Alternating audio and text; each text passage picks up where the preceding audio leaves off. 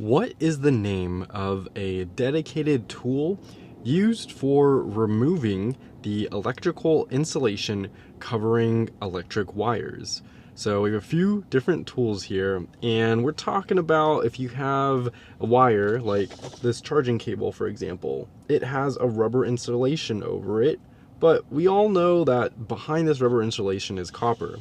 Now you might need to strip this back to put a connector on the end, just because you need to get access to any kind of power positive, power negative data wires inside.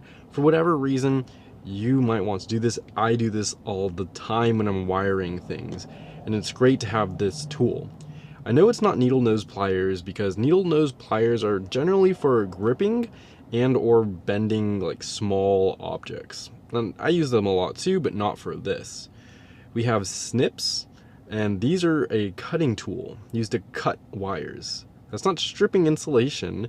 That's basically what removing the electric insulation is, the covering.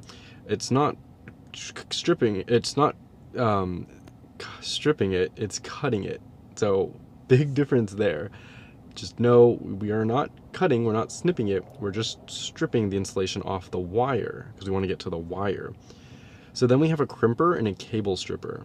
Well, a crimper is used to crimp, to clasp down and fasten connectors like an RJ45 or Ethernet connector to the ends of cables.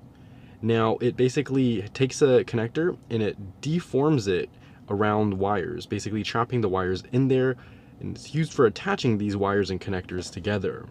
So a cable stripper is what removes the insulation off of a cable, and it doesn't cut or nick the copper inside, or at least it's not supposed to, and that would be the dedicated tool.